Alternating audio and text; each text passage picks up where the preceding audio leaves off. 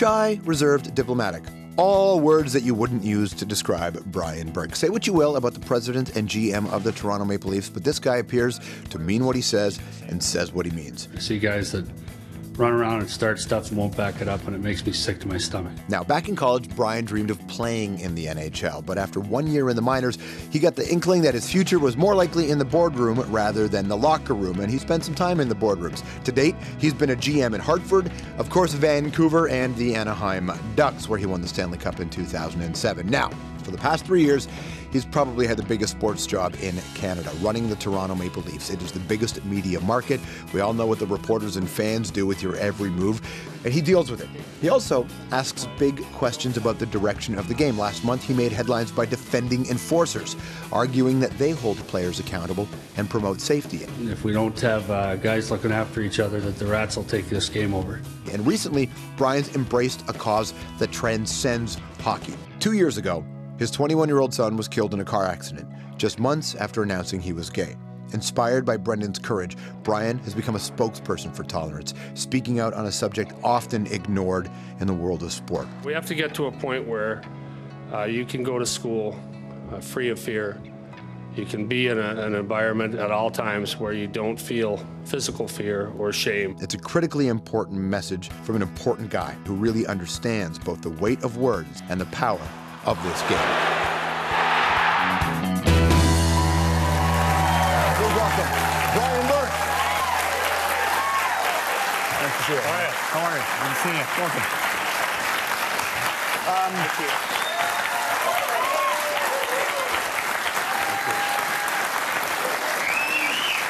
Congratulations.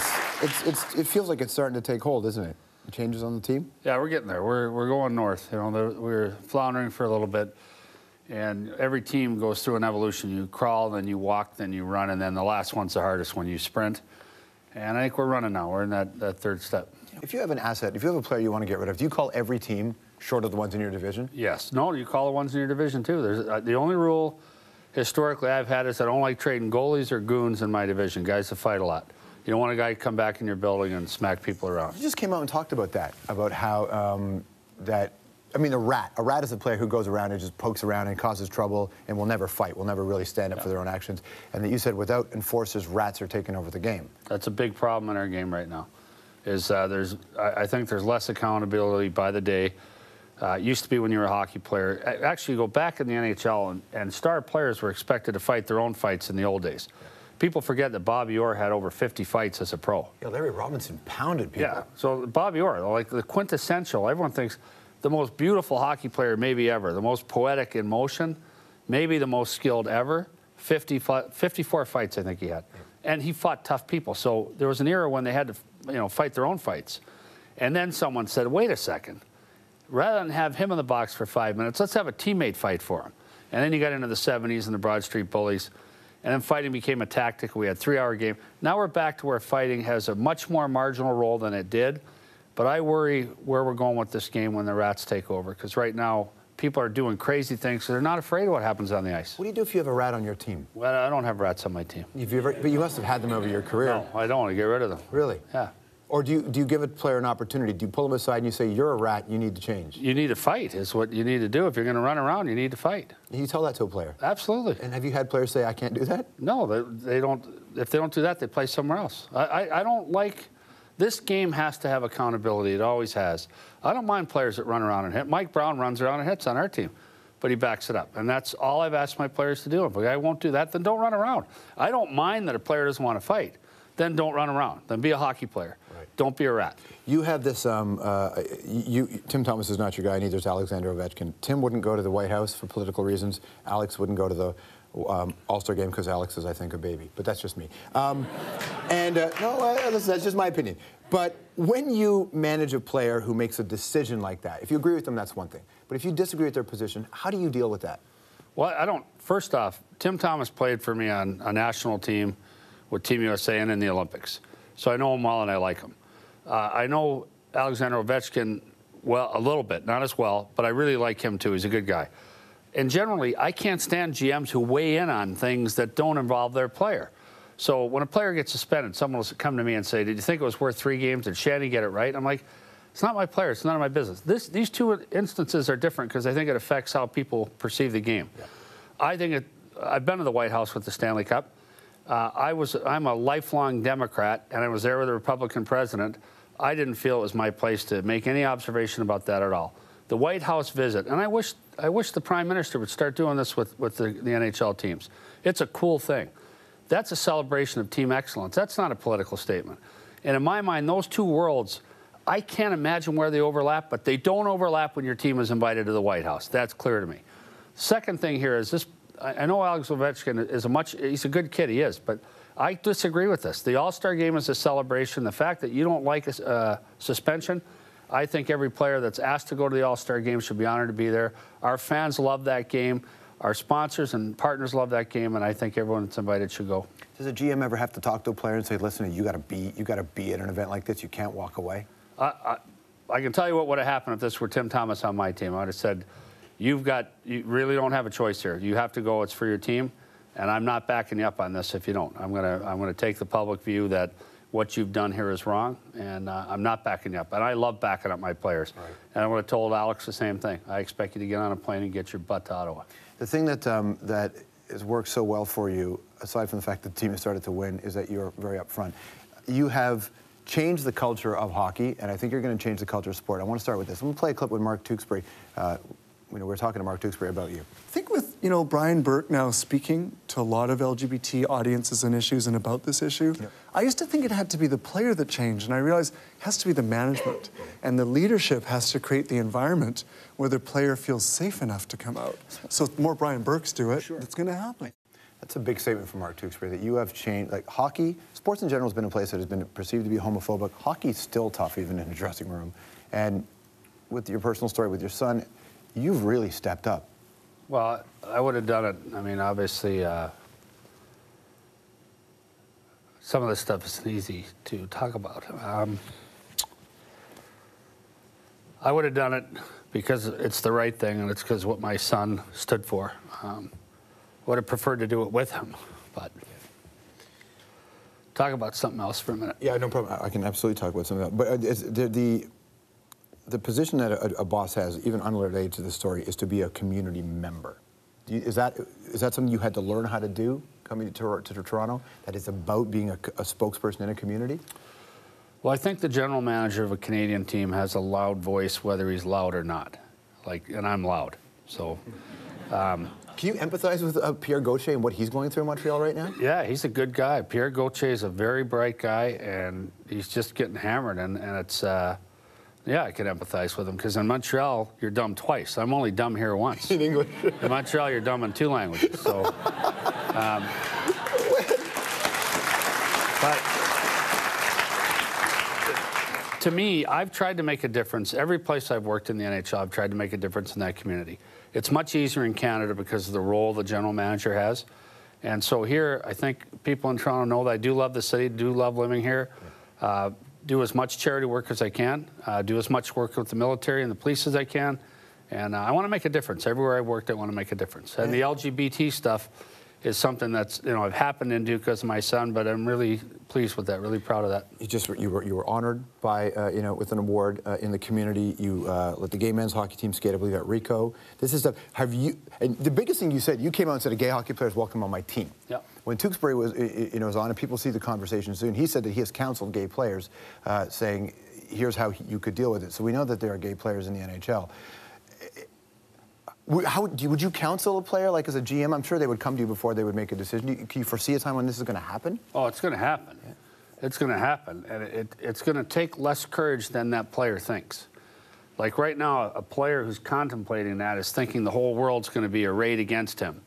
And it'll be this mountain he's got to climb. And I think he's going to find, I really believe this, watching the acceptance that my son got when he came out in the hockey community at Miami University.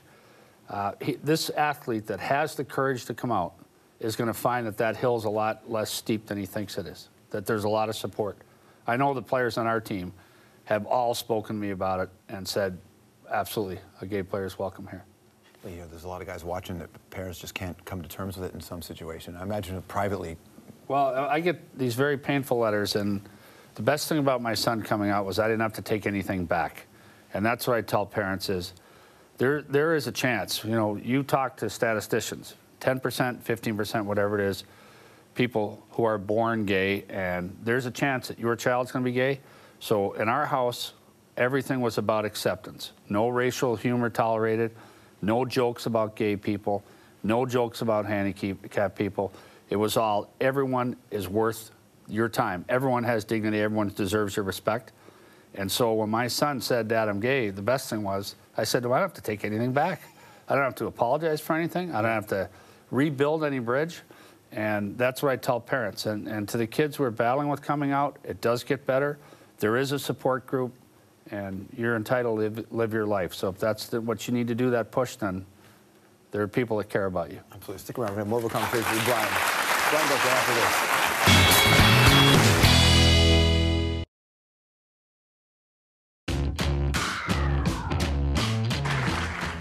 Welcome to the White House. We're glad you're here. Like, have you noticed a lot of security around here? Because the Vice President heard there were some ducks around. We're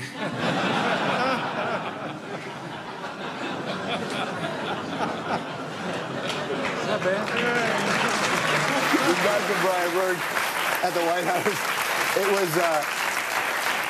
It was as if the president looked at you and was like, it's pretty good, wasn't it? Yeah, you know, it's interesting. I know that President Bush is not well liked in Canada, but I will tell you, having met him, now I know how he got elected twice. He's a charming, charming man, and was fully engaged in the moment. You go in the Blue Room before you go into the main reception, and a half dozen people get to meet the president, and it's, okay, this is Brian Burke, photo, get the hell out of the shot. It's the next person's turn. Yeah. And a naval aviator introduces you. So this young woman said, Mr. President, this is Brian Burke, he's the and Mr. President Bush said, hold on, I know who he is. He said, you brought the Stanley Cup to Pendleton to see my boys. Like, he knew that. Like, 3 days after we won the Cup, I brought it to Camp Pendleton, which is the largest Marine base in North America, or in the United States anyway. And it's just south of Anaheim. And it's huge. It's bigger than the state of Rhode Island. And they have a section there for the wounded warriors, guys that were wounded in Iraq and Afghanistan. I brought the Cup down. The president knew that, and I was amazed, the charm of this guy. Unbelievable. Sure. Absolutely. Okay, some questions about work, because you've been lauded as a great manager and a great boss. So as a boss, true or false, when I succeed at a task, it is usually because I worked hard. True. True. True or false, whether or not I get a big project completed mostly depends on my coworkers. True. When I devise a plan, I am certain I can make it work. True or false? True. When you were a boss and somebody microwaves fish down the hall, how do you handle it? Microwaves fish. Yeah, because when someone does in the office here, you can see people react so terribly. Do you, because it's one of the no's, do you ever have to deal with any of that office politics? Yeah. You did, really? Yeah. Are you the fish microwaver? No, I don't. Who microwaves fish? People Who does that? Who does that? What's the best way to keep people motivated? Show them success. People will do anything to support a business venture or a sports team that they think will be successful. This is what it's all about. It's all about a parade. There is nothing like it. We didn't have a parade in Anaheim. We had a rally at our rink. But there is nothing like when you hoist that cup over your head from a professional standpoint, and if you get your staff, your scouts and coaches and players believing that you can get them into the hunt for that, that's the gas. And then you get them going for sure. Yep. The interesting exchange between, we all knew Ron Wilson was going to get the contract extension when he tweeted that he hopes he gets one, because Ron and you are pretty tight about this sort of stuff. But the Twitter relationship is interesting, because it's almost a way where you're getting directly to the fans. How comfortable are you having the Twitter conversation now? Well, I got pushed into this. They've been bugging me to tweet for 2 or 3 years now. And like, they asked me even 6 months ago, someone said, do you tweet? And I said, only when I have beans for supper. So I got pushed into this. But I do think, given the amount of information about our team that's simply not accurate, I think it's important to have that outlet. And when you can't do it in 140 characters you get, if you can't do it in a tweet, then I'm starting to post stuff on our website when I need to explain things. So I think it's useful. You got to read this. There's a lot of behind-the-scenes stuff. The forward is great. There's a lot of. It just really takes you inside the world of a general manager. Really good. Really good. Because he wrote, it's called Behind the Moves. Brian Burke, everybody.